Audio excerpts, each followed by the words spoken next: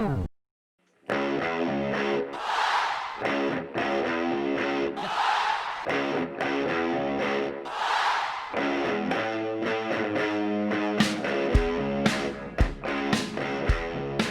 everybody, and welcome to Book It Vince, the Wrestling Dream Match podcast.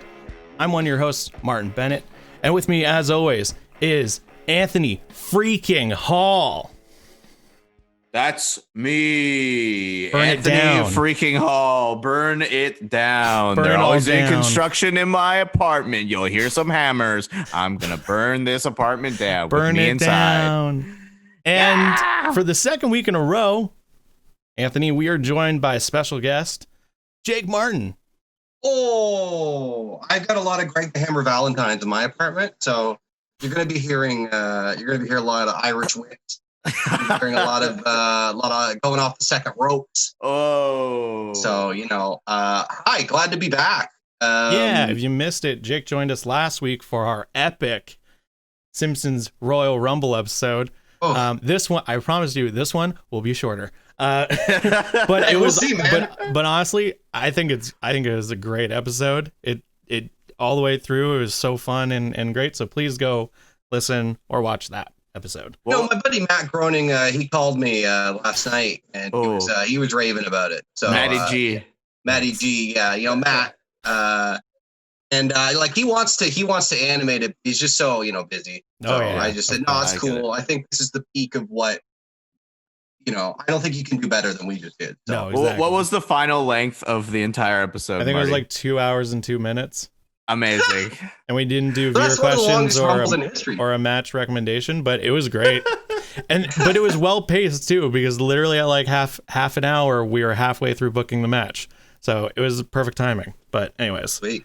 Beautiful. If you don't know what we do here on Book It Vince, each week we challenge each other to book a dream match in pro wrestling that we would love to see, but can only exist in our mind. If you like what we do here, please make sure to subscribe, follow the podcast on whatever platform you listen to, or you can come over to YouTube and watch the video format and see our beautiful faces and enjoy it and talk to us. At the end of the show, we always answer viewer questions and give a match recommendation of the week. If you want to take part in that, you can head over to UnknownErrorFilms.com/bookitvince.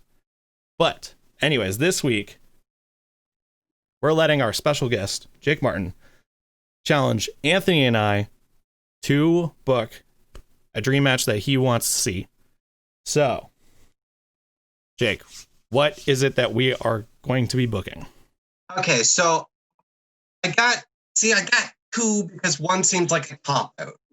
Because I got one that I want to do, but it's still a match that could very feasibly happen.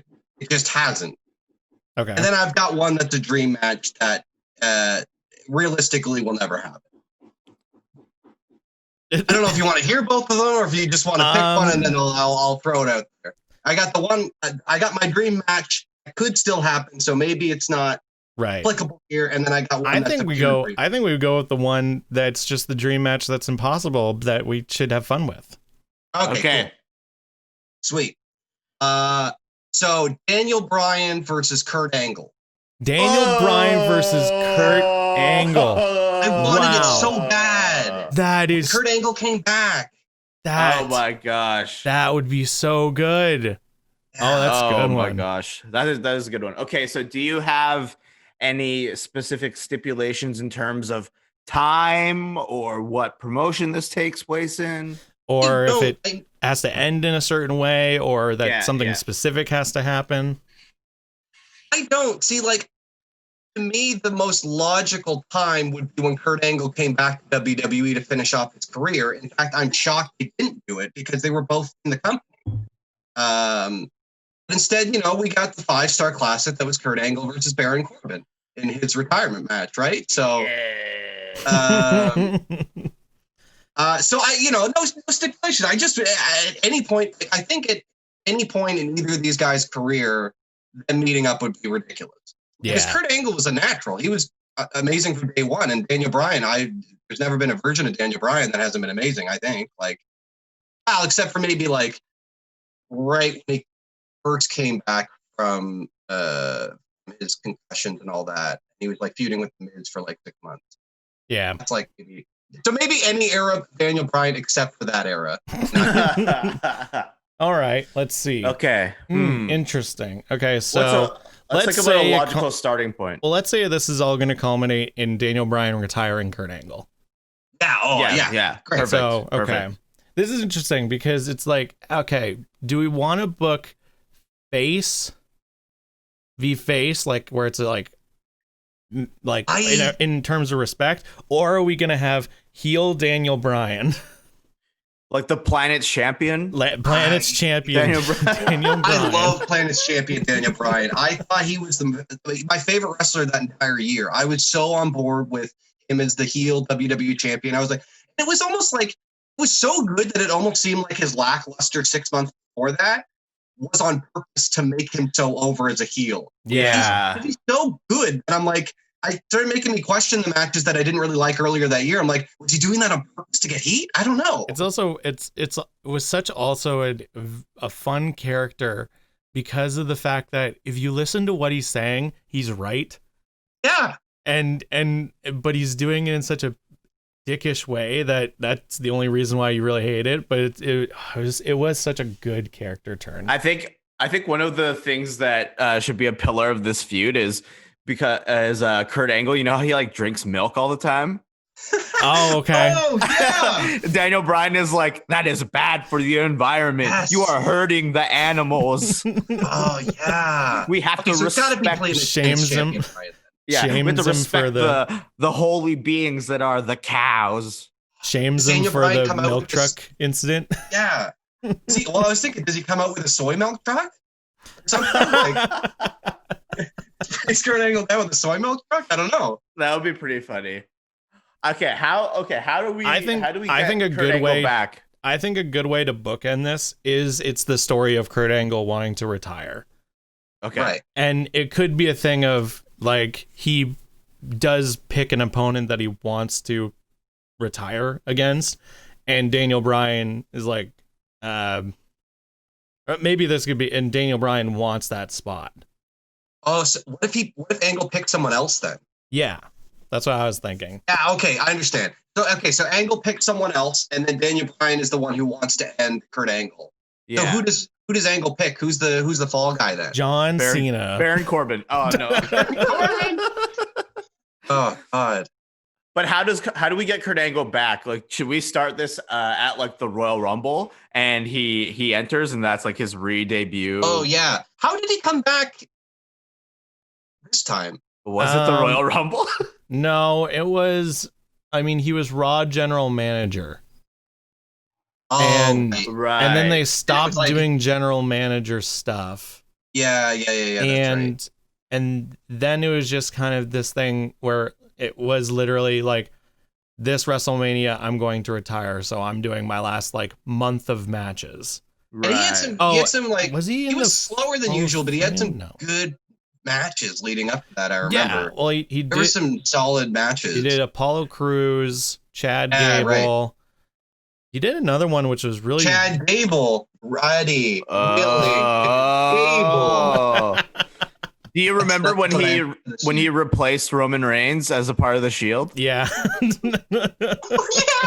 Oh yeah, that was so weird. Yeah. Oh Lord.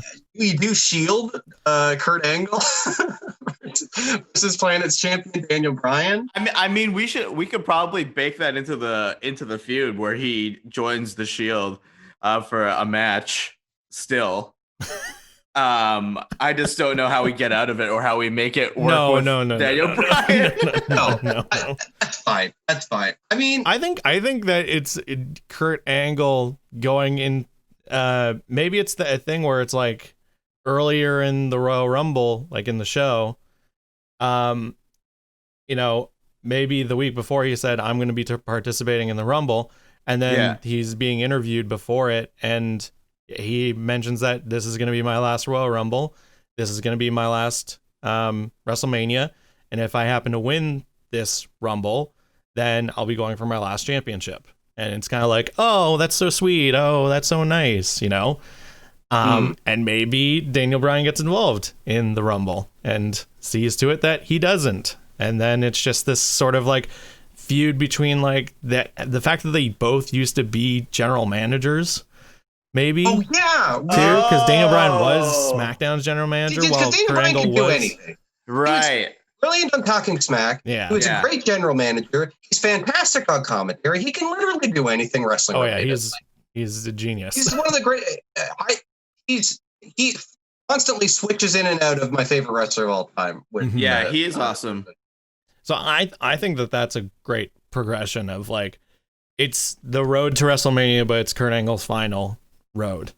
Just showing that picture of Kurt Angle, seeing him pop up in this match, him and Daniel Bryan. He's like, I thought I retired.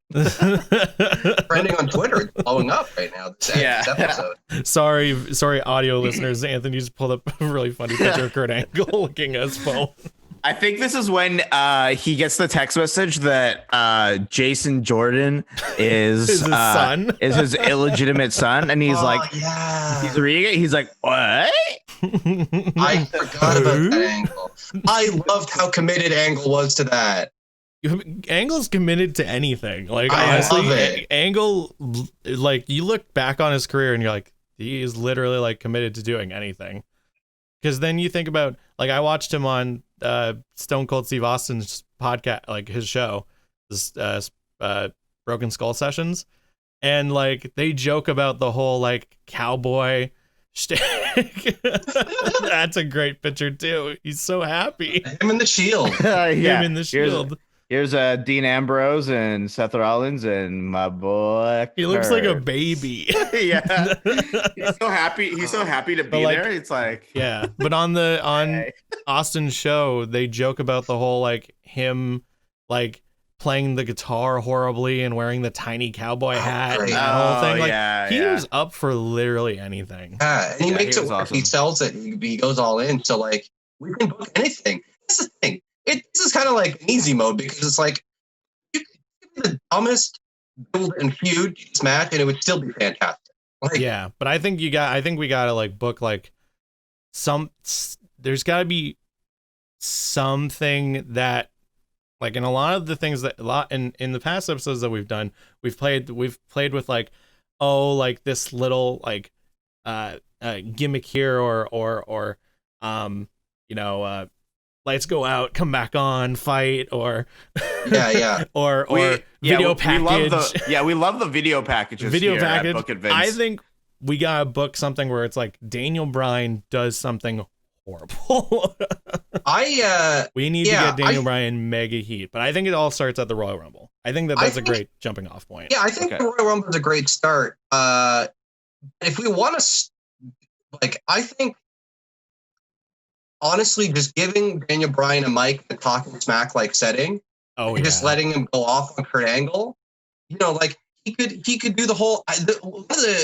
My favorite feud that never happened was the Mick Foley Dean Ambrose feud they were building. Mm-hmm. Where like Dean Ambrose was cutting all these promos about like how you ruined me, Mick Foley, you made all these people look up to you, and like how reckless you make all you're responsible for all these kids hurting themselves. I feel like you could do something like that with Daniel Bryan blaming Kurt Angle. You could even straight up blame Kurt Angle for not being able to wrestle. Like he's like, I damaged my body so much because I looked up to you, like seeing you fight on through injury after injury, and I had to take 2 years of my life to recover. Like those are 2 years I'll never get back, Kurt. Oh. It starts off like very real and like it's like, ooh, that'd be good. You came into this promotion as like the best wrestler in the world because you're a gold medalist, and I wanted to be just like you. I wanted to be regarded as the best wrestler in the world.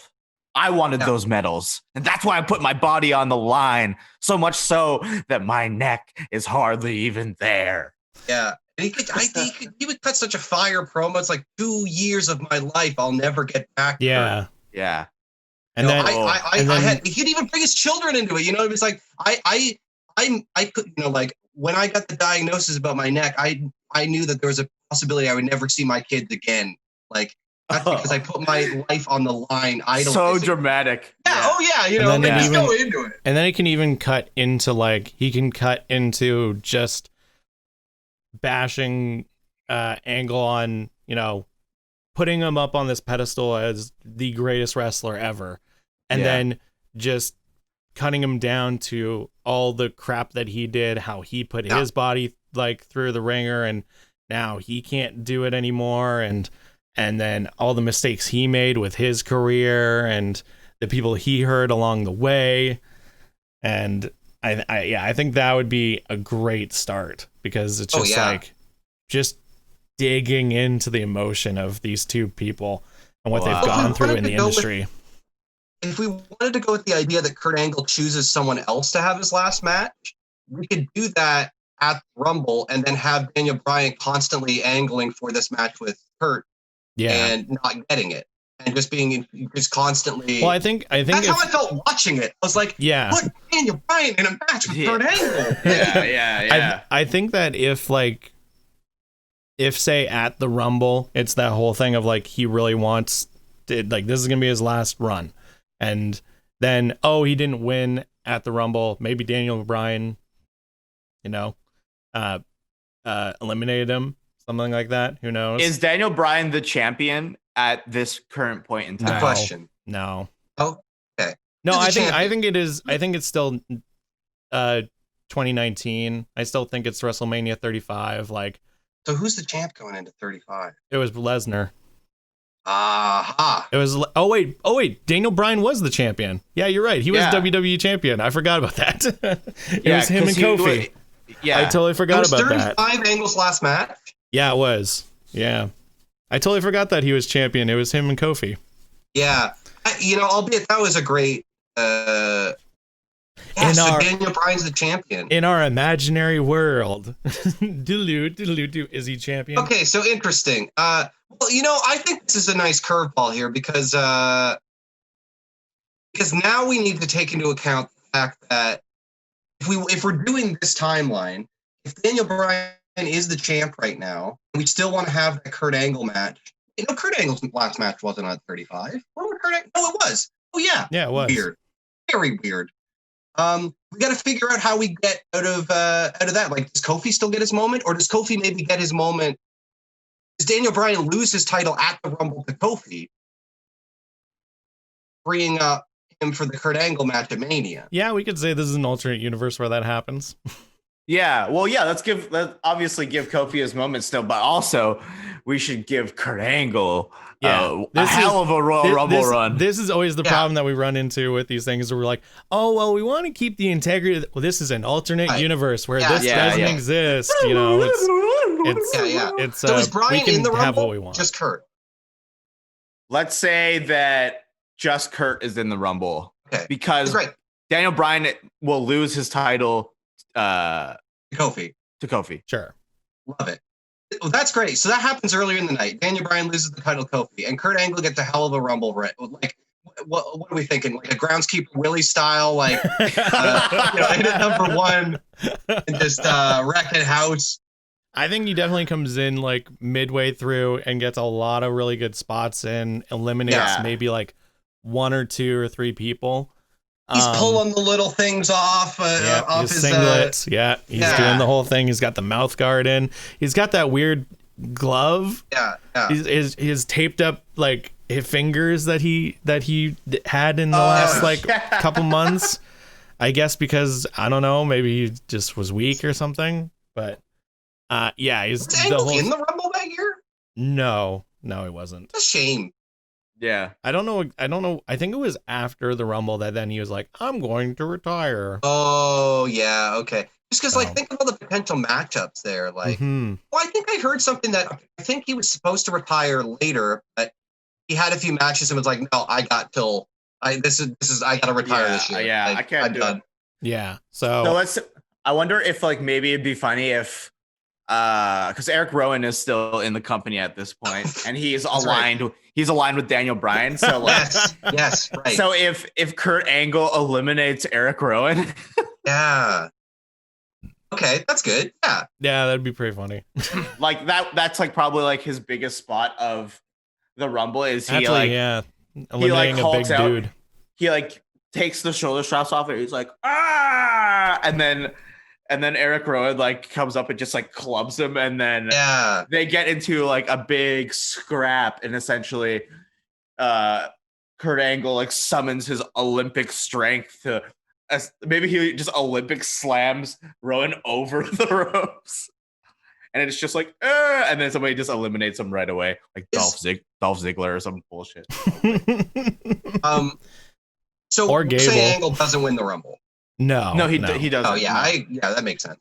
So how do we set up? I like the idea that we set up a match for Angle that's not Daniel Bryan, and Daniel Bryan to get in that match. I actually really like the idea that like he's like, I still want to retire at WrestleMania. I want to face a dream opponent, someone that I know that I would have a good final match with, that would test me to my limits, and all that stuff. And along the way, like, he has last matches with people like he did, like just like he did, but this time instead of just it's gonna be his last match, let's see who it is. And it was just like showcases. Instead, it's we throw in a story in there where in the background Daniel Bryan's like, I want you at WrestleMania. Like, I want to put, like, eventually he gets to that point, but immediately after the Royal Rumble on Raw or SmackDown or whatever, because I guess technically he was on SmackDown, but Angle was technically a Raw guy, but let's just say it's on SmackDown. I want to throw an idea out here. Is Jason Jordan, he's out of commission at this point, isn't he? Yeah, he does not wrestle anymore. He's been gone for like 2 years now. Yeah. But I think that's a good way. I think that's a good dig that Daniel Bryan can give into Angle, is like, all the mistakes you've made, Jason Jordan. Yeah. But I'm wondering if we can set Chad Gable up for a match with Angle and have Daniel Bryan like get Gable out of that match by like wrecking him. Then after Bryan retires Angle, I could set up Gable and Bryan nicely for a nice feud. Wow, to give Chad Gable a real feud? Are you crazy? Are you insane? Well, we will still change his name to Shorty G, of course. You're giving Shorty G a real feud? God, I hate that so much. Really thinking outside the box here. I like that. So let's say like before the Royal Rumble. Quickly, who would be some good just match it? Like how, like the fact that like in Angle's last few months, he did go against like Chad Gable. He went against Paul Cruz. There was another one that was really weird, and I don't know who. I'm trying to remember who it was. It was like I got it. Oh no, he went against Rey Mysterio, I think. Oh yeah. Now Rey, there's a guy. Who would be good matches, like weekly matches, where it was like it would like really good showcase of like Angle versus someone, because during those matches it was all about him putting over other people, even though he beat them all. Well, these are the single matches he did post Royal Rumble. Apparently he was in the Rumble. Was he? Yeah, I don't remember that, but I'm seeing here that apparently he was. So, well, there you go. I think a really good match during that time of like a up and comer, being like showing their abilities and all that stuff. I think like the younger, faster guys like Ricochet and Alexander and Mustafa Ali, bring some like guys up from NXT, I guess, because they'd be in NXT. That would be good too. Like even him and Riddle. Like that would be I don't know if Riddle's in the company at this point though, is he? Early 2019. When did he debut? Oh, 2019. Yeah, this is last year. That's insane to think about. Yeah. So I'm pretty sure he was. Must have been. Yeah. 2019. Yeah. Yeah. He should wrestle. He should wrestle like Shelton Benjamin. Like they have history. That'd be great. That's probably like a like a random SmackDown where it's like like I think post Rumble this is like I think Kurt Angle does like a farewell tour basically where he wrestles everybody that he wants to put over or the people that he's worked with. Yeah, he'll probably have a history with. He probably has a match with like AJ Styles at a pay-per-view leading up to WrestleMania because they have history in TNA together. Yeah. I'm looking it up here. This is what he actually did. And I'm shocked. He actually went over all of these matches. Yeah, he did. Yeah. Which I was surprised. So he fought Baron Corbin after the Rumble. He fought Baron Corbin first. Wow. And Jinder Mahal. Oh, great. Oh, wow. And Apollo Crews. Yeah. And Chad Gable. Yeah. And Samoa Joe. Oh. And then, yeah. And then he did fight AJ Styles. Yes.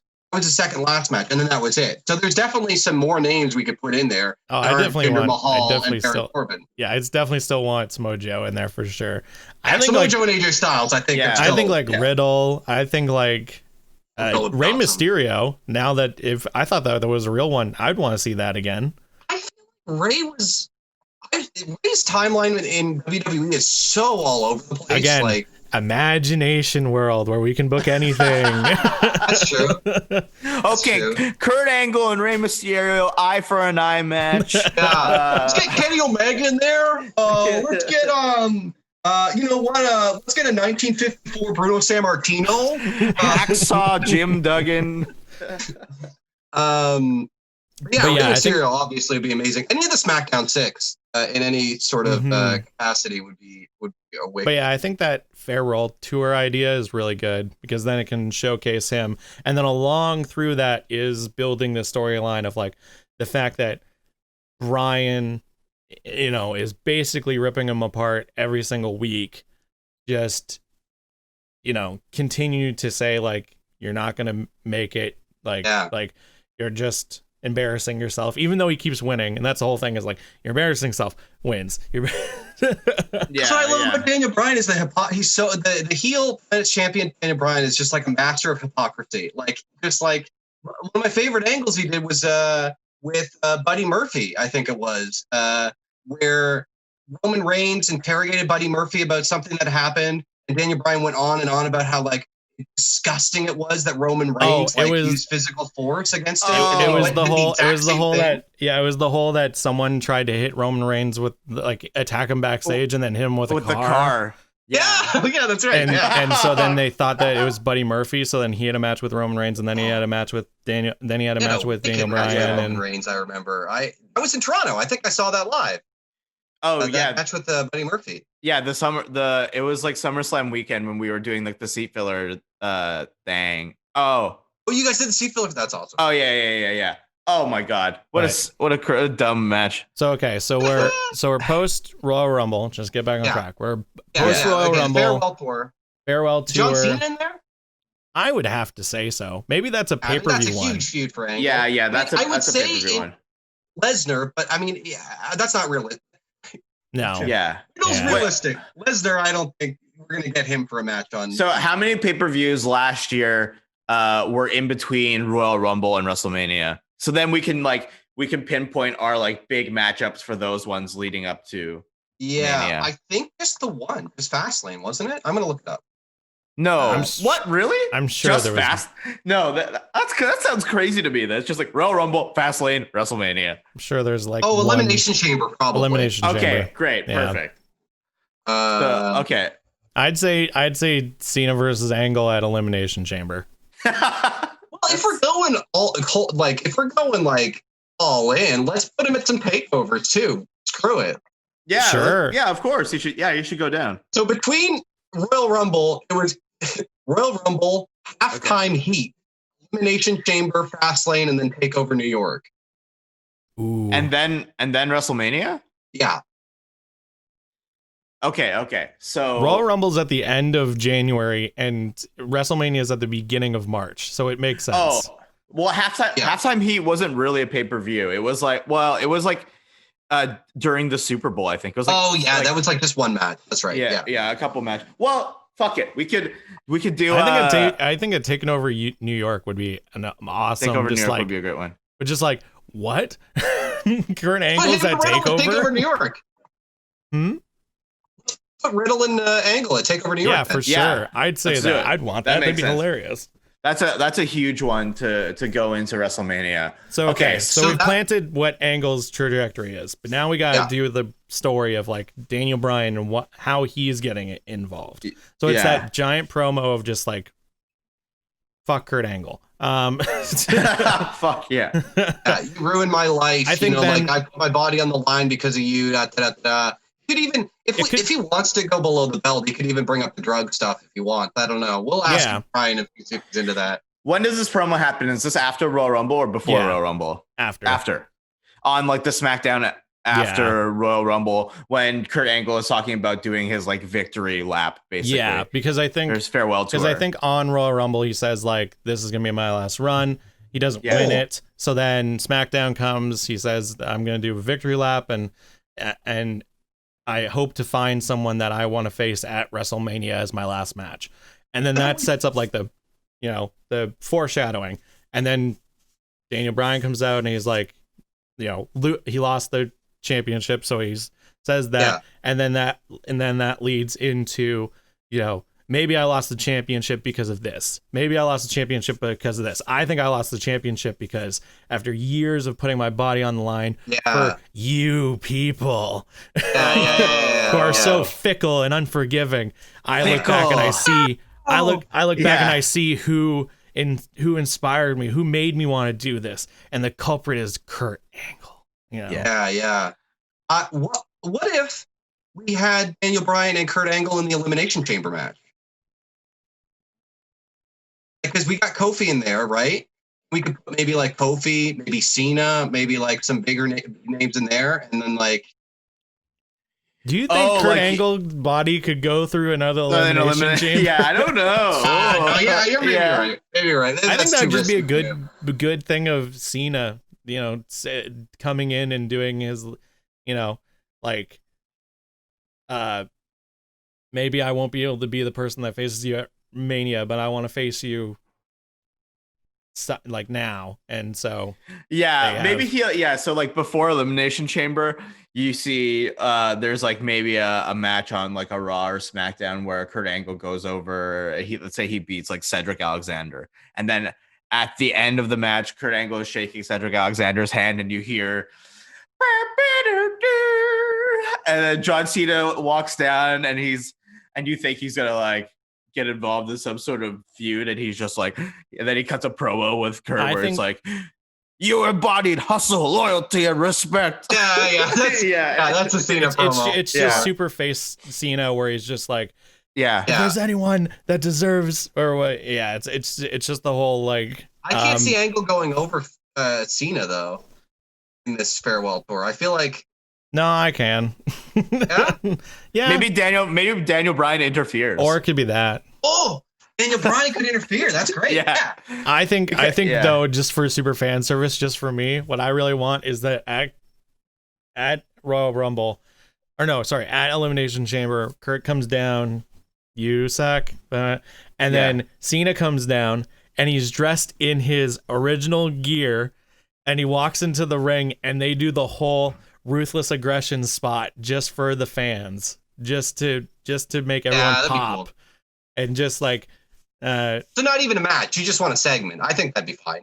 I think and then a real but match. Then they go into their match. Yeah, but I think it would just be a huge pop where Cena comes down knowing like that's probably gonna touch Angle, like that's gonna like he's gonna see it and be like, oh, that like this really means a lot to me, like doing the whole spot again, and everybody's just going wild and cheering for it because that's what everybody wanted for that WrestleMania. But what if Cena gets Angle up for the FU, gets it, goes for the cover, and Bryan comes in and stops it, and he's like, no, I'm going to be the one and right? Exactly. And then you can do like a Daniel Bryan Cena match for Mania.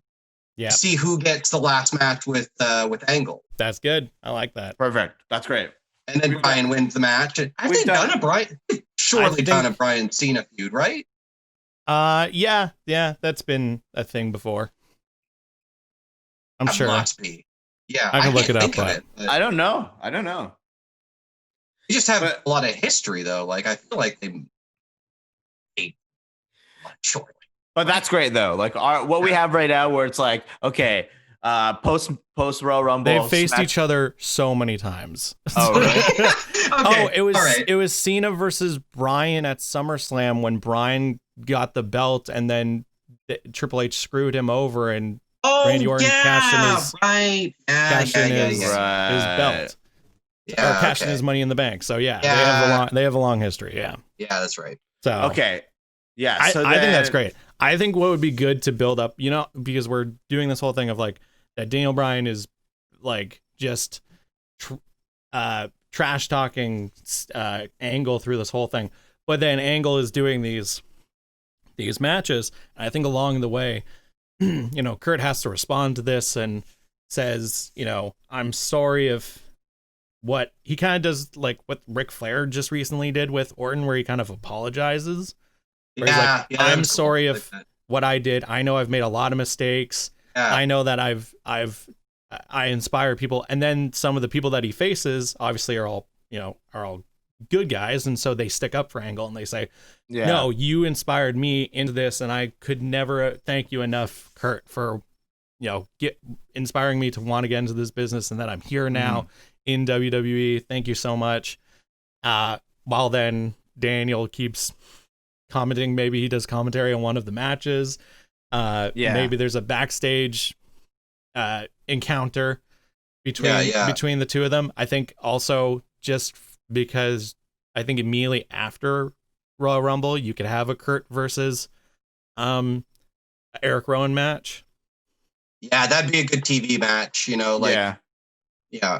That advances the storyline further, just all the promos are going to be fantastic, Yeah. Well, I think if you're going to do that, if the first match out of the Royal Rumble is like him 1v1 versus Eric Rowan, then he wins, and that's when, like, after the match, then he talks about like how he's put his body on the line, and like that starts the whole this is like the farewell tour, and I want to wrestle all of the talent that I've had the pleasure of watching grow in my time coming back. So that Rowan Angle match will be the first Raw right out of Royal Rumble. Exactly. And also people who I've wrestled throughout my career, throughout my storied career as a gold medalist and superstar, former champion, all that stuff. Champion. So then we've picked who we've said a bunch of names that we want him to face. I think that's all good.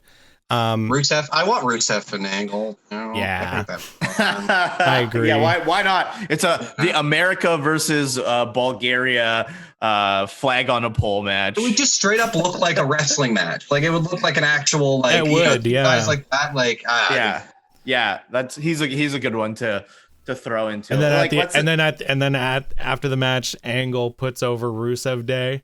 Of course, you have finally, you have like a fun, cheesy promo there. That'd be fun. Gotta have him against, John Laurinaitis. You gotta have him. All Rusev Day, you suck. Rusev Day, you suck. So we got. My question then was going to be, who does he face at Fastlane? Ooh. Because we picked Takeover, and we picked Elimination Chamber. But who's he face at Bryan Fastlane? Cena. So Bryan and Cena are in that match. So who does Angle face there? Maybe this is like Jason Jordan's dead. Maybe this is the Chad Gable match. Yeah, it'd be cool. Or is this the AJ Styles match? Instead, it's on a pay-per-view instead of SmackDown. Yeah, it could be that too. There's so many possibilities. Okay, so I guess the question is then, what is the second best Angle match after Daniel Bryan that we want to see? It's not Cena, because we've got Cena Angle at Royal Rumble. Yeah, awesome. We got Daniel Bryan Angle at Mania. Who do we have? Who's the? I'd have to agree in Angle versus Styles. Yeah, that's good too. That would be a barn burner. That would be that'd be so. I remember the match they had on SmackDown was good, but because it was on SmackDown, I think it ended in no contest or something. Like, pay-per-view match, AJ Styles, Angle. Yeah, that'd be awesome. They had some absolutely bonkers matches in TNA. Like, yeah, that'd be good. That'd be good because that's like a little bit of history for Kurt Angle himself, like outside of the WWE, but like AJ Styles is at this point like still a huge star on the SmackDown brand, so like them wrestling each other makes sense. So what a way better run we did, like Angle Cena, Angle AJ, and Angle Bryan versus what they did. Yeah, I know, right? Yeah. It's almost like WWE is really easy to book. Anyways. So Ben, what is the inciting incident of like Daniel and Bryan? Is that he interrupts the match between him and Cena, or is there something before that? Because we have him cutting a really hot promo, but then we don't really have anything up until the point where he's like, no, I'm going to be the one that takes out Angle. There's got to be something else, I think. Right. Like maybe a backstage segment or... Yeah. And I think Daniel Bryan is mad that Kurt Angle has not picked him for any matches, like, at all. Like, he just hasn't even asked him.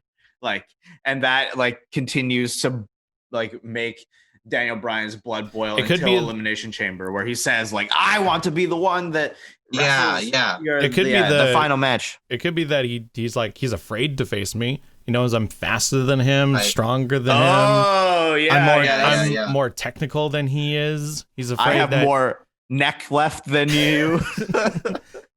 Are we doing the soy milk truck? Because I really want to. Yeah, we have to.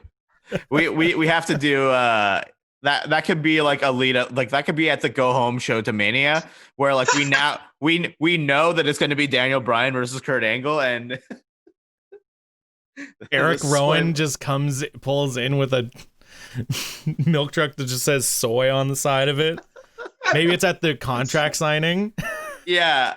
It went from like really emotional and really together and. Yeah, it went from like really emotional and really technical and like really deep to then just all of a sudden super sports entertaining. Yeah, so maybe we don't do that in the go home show. Maybe the go home show tells the drama. Maybe that one is.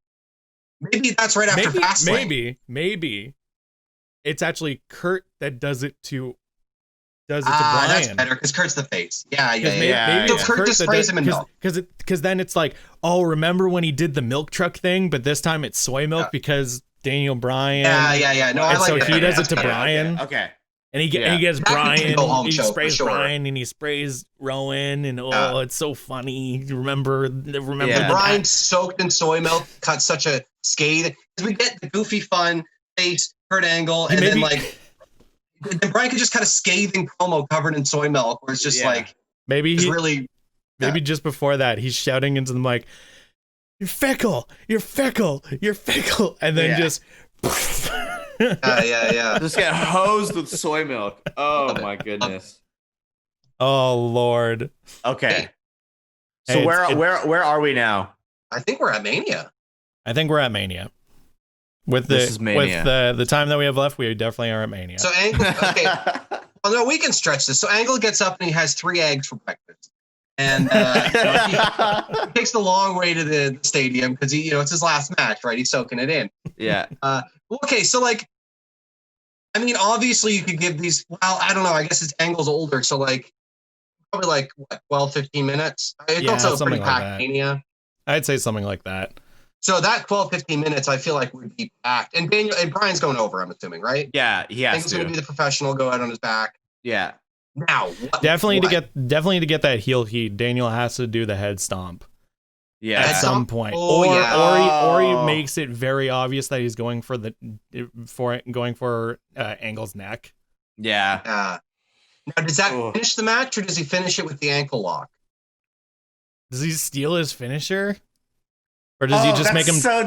Or does he make him tap out? Or does he make him tap out in the label lock? Yeah, the label probably makes more sense. Yeah. Or running knee finish. I don't know. I think a submission would be more devastating. Obviously. I think label both. Lock targeting the neck. It's like a crossface. Yeah. So yes, I guess. So I think maybe the final spot is like, it could be just an absolute decimation of Kurt Angle. Like Kurt Angle gets hit with like the running knee, and then Daniel Bryan is like, I'm not going to pin you. I'm going to make you tap. And he puts him into the label lock, the yes lock, and he taps out Kurt Angle.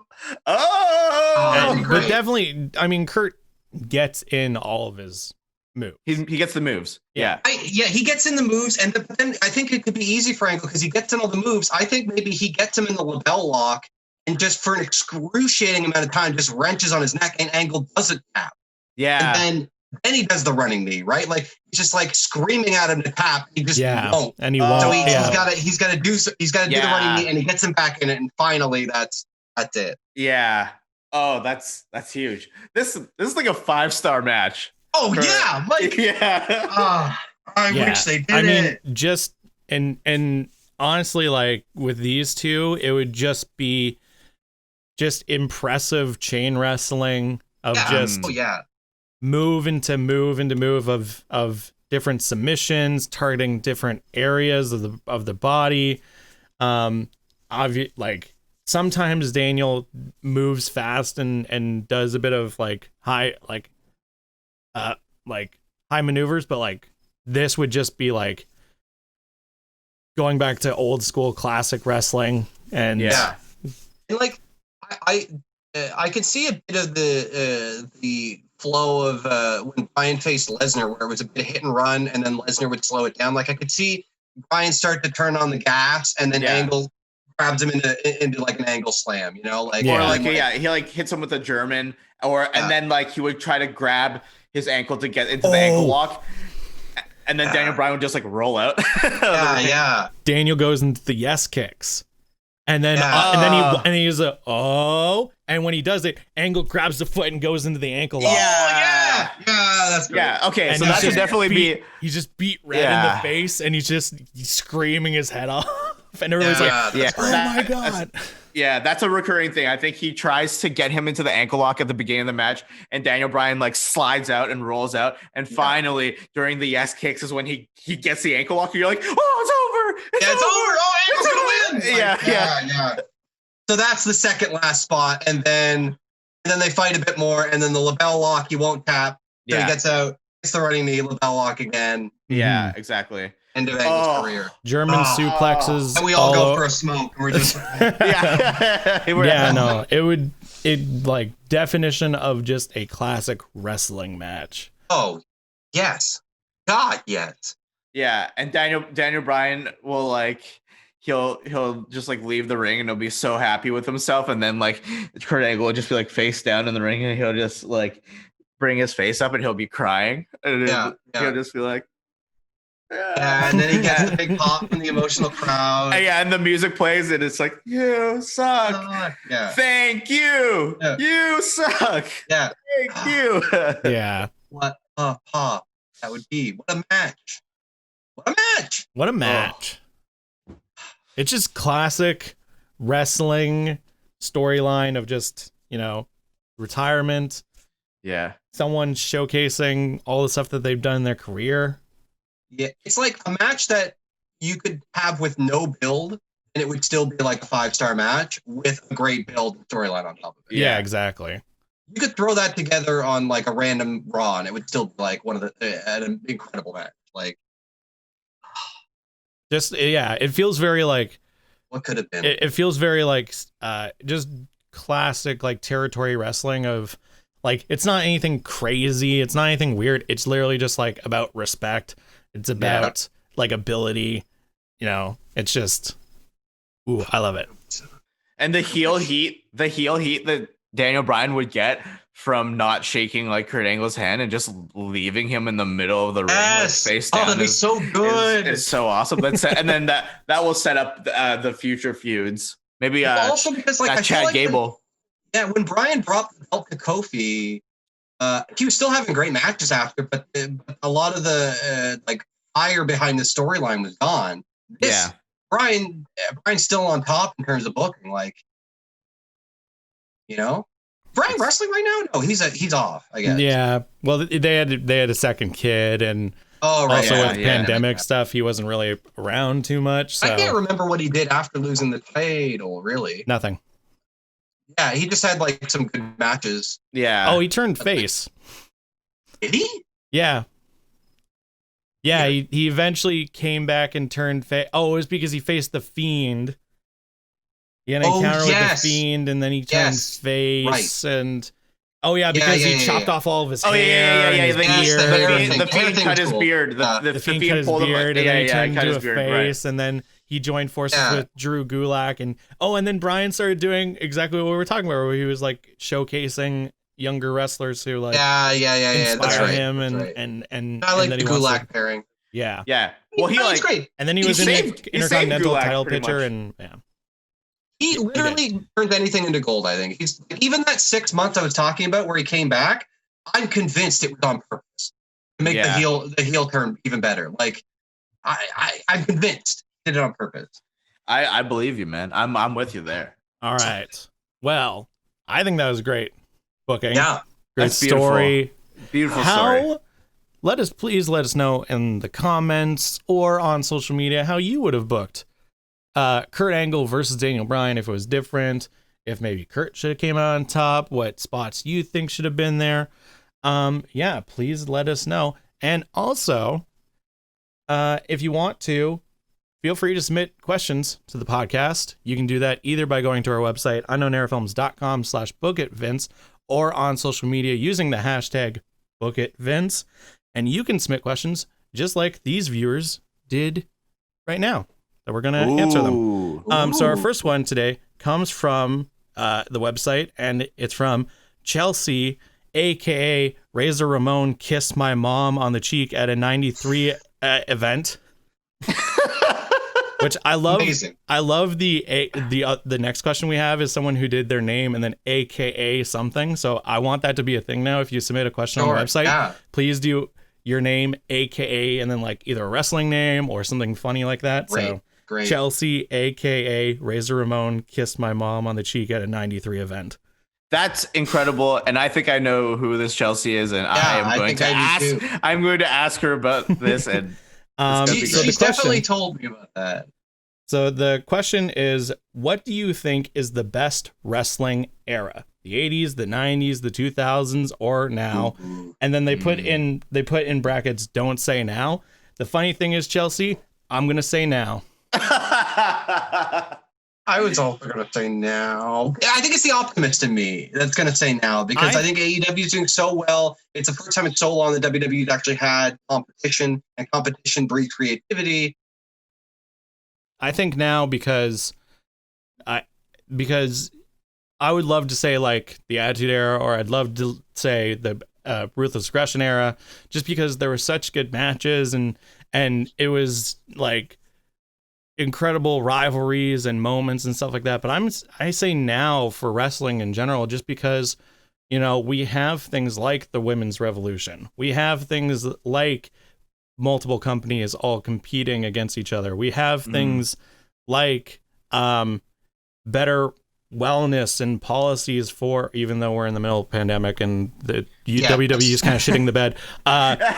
We have better, you know, things for wrestlers. You know, it's not like it's the 80s and wrestlers are doing crazy drugs or dying or like all this stuff. Like wrestlers are in such a better place in terms of, you know, their health and you do have AEW where they're promoting wrestlers going back to being, you know, wrestlers and wrestling and creativity in their characters and that stuff. And now, so maybe also not now, maybe next year. Next year will be great. Post-pandemic will be the greatest era of wrestling. I think the greatest era of wrestling is in the future. Well, and I think it works in two different ways. Like I think from a nostalgic standpoint, or like when I started to watch wrestling was like the Attitude Era, and I was a kid and I was like so invested in it because like I didn't know all of these like behind the scenes things, and like I wasn't like a huge like mark, and I didn't know all of these terms and jargon. Like I was just a kid watching this undead wizard chokeslam his brother through a flaming table. Like I thought that was like amazing. But now, like as an adult, we know all of these terms, and we know we have all these resources to speculate of like how to book things. We have podcasts, we have all these different ways to consume wrestling now, and now we understand how to construct storylines and how to like develop character. And I think for me, just like as a writer, I'm like, wow, this is amazing. Like this medium is so beautiful. It's theater and sports together. And it's also that's why it's so great. I mean that's also the big thing that it's so unique about wrestling as an art form is kayfabe. It's this idea that we kind of know, but like when something happens, there's still is that real? Is that fake? Is that real? Is that fake? You know, that meta narrative of what's real and what's not doesn't really exist. I mean, reality TV to a certain extent, I guess. Yeah. But now that the curtain's pulled back and we understand that there is fake elements, but they're still working us. You know, when someone gets hurt in a match, you get caught up like, oh my God, that really hurt. That really hurt. Oh my God. Like someone calls someone else like, wow, I read backstage they actually hate each other. So maybe he went off script there. I don't know. Like, yeah. That's something that doesn't really exist. Yeah, and if we look at the most recent, like, big sort of mainstream-ish angle with, like, Pat McAfee and Adam Cole, the first incident that sort of, like, set that feud off, everybody was like, is this real? And then there's people from mainstream who are, like, fans of Pat McAfee who are like, oh, who's this wrestling guy think he is? This is a stupid idiot. And it's like, and it culminated in, like, a really awesome match that, like, I was surprised that Pat McAfee was a good wrestler, and Adam Cole like is awesome always. So like it was great, and that's the magic of wrestling now is that you can blend these real elements together with like the kayfabe and the pretend universe of wrestling, and still make something really cool. Yeah. I think for nostalgia's sake, I'll say ruthless aggression. Changing the question, but for what I think now is better than ever. Yeah, I think we all agree. Cool. Thank you for your question, Chelsea. All right, our second question of today comes from Emily, aka Me No Wrestling. Which is great. And the question I'm going to pose to you, Jake, and I'm going to have you answer this. If Anthony and I were in a match against each other, who do you think would win? Now, Anthony, so the rest of the question was like, what would your signature move be? What would you dress as? What was your music? So let's just give our quick, like this is what I would do. This is what I would be, blah. And then Jake gets the tape. Let's get it. Let's see the, you know. So I would say for being dressed up, I would be in like street clothes, kind of like Moxley style. Just because I don't think I'd look good in a singlet at all. My finisher would probably be like the go to sleep. Oh my God. And I think like I would definitely come out. I don't know. One of my favorite, if we haven't had this question yet, but I think one of the greatest entrance music of this generation is Kevin Owens music. So I'd want something like that. Okay. So there's my. Lucky for you, I have thought about this long and hard. Oh Lord. Okay. My persona would be it would just be like probably like Lil Tony. Lil Tony is my wrestling name, but I would be like I'm a chicken shit heel, and essentially my character is I think I'm Ryan Gosling from Drive. So I have like gloves, really fancy embroidered jacket, and this like detachable racing steering wheel that I always come into the ring with. And my theme song is I Drove All Night by Celine Dion. So I drove all night, and then I come in and I do this, and I take off my sunglasses, I throw them into the audience, and then I drive all the way down as my Titantron plays, and then I come in and I'll take off my jacket, and I'm just wearing like little shorts, like just shorts. And like a tank top, and basically my finisher would be if it's a hardcore match, I'd put your hands in like the steering wheel so you couldn't move them, and then I would hit you with like a crossroads because it kind of looks like I'm turning a steering wheel. And then my secondary finisher would be like a shining wizard or a running knee because it looks like I'm doing like a pedal to the metal but to your head. That one please be called Overdrive? Yeah, it'd be called like Overdrive or like gas pedal or something like that. Yeah, sweet.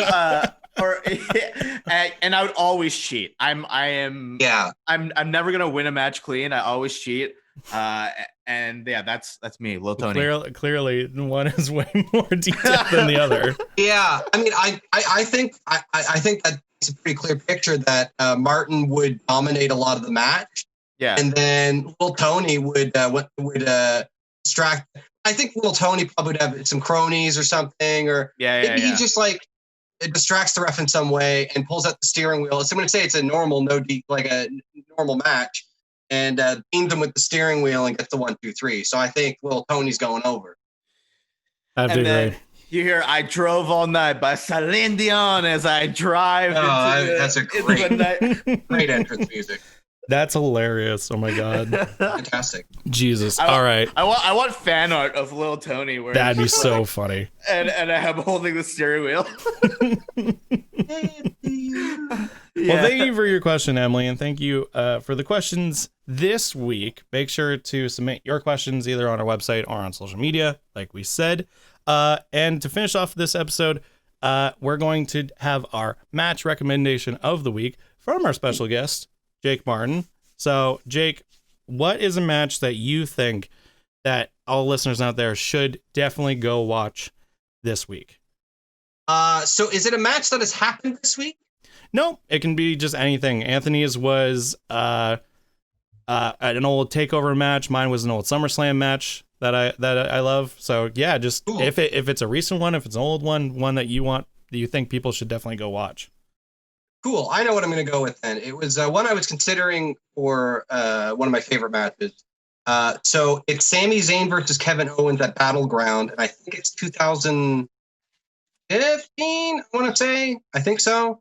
Go watch that and watch the promo package before the match because it sets everything up so perfectly. And these are two guys that, like, we were talking about like kayfabe earlier. It's like these are two guys that grew up together. They've wrestled together. They're basically brothers. And then when Kevin Owens debuted, he powerbombed Sami Zayn into the ring and legitimately really messed up his back. Completely derailed his career, right? So there's this really great question where it's like they really play into this narrative of like these guys were the best friends ever growing up, and then Kevin Owens ruined Sami Zayn's career and ruined the friendship, and they haven't spoken to each other since. They both buy into that narrative so well that you're like, oh my god, like this friendship so real and perfect that was completely destroyed, and then they have this match and it's fantastic. Like, it's great. It's one of my favorite matches of all time. Yeah, so Kevin Owens, Sami Zayn, Battleground. I think 2015. 2016. Okay. Well, close enough. Hey, watch that whole pay-per-view because I'm pretty sure that's the Shield triple threat for the main event. So I can't go wrong with that one. Yeah. But there you go. There's your match recommendation of the week. Go watch that. And yeah, thank you so much for listening or watching. We hope you enjoyed this episode. Thank you again for tuning in. As always, you can catch everything that we do here at UnknownError Films online, on YouTube, on social media. Just search for UE_films. You can follow myself, Barton Bennett. I just gave my handle instead of my name, Martin. You can follow me at Barton Bennett. You can follow Mr. Anthony Hall at Hall and Jokes on Twitter and Instagram. And you can follow Jake Martin, our special guest, at Bearded Jake on Twitter. I have an Instagram, but I don't really use it. So follow me on Twitter. There you go. All right. Thanks so much for having me. This is great. Oh, yeah, no problem. Thank you so much for joining us, Jake. Shit. Please go watch or listen to the Simpsons Royal Rumble if you haven't, because it really, really is good. And it's probably my favorite episode we've done so far. Hey, you got 2 hours. It's worth every single minute. It is. And yeah, thank you so much. We'll check. Yeah, I don't know what I was going to say. Please watch some wrestling. Please stay safe out there. Be kind to each other. Continue to be excellent. And thank you so much for tuning in. We'll see you next time. Anthony's driving off into the sunset. Oh, little Tony. All right, bye.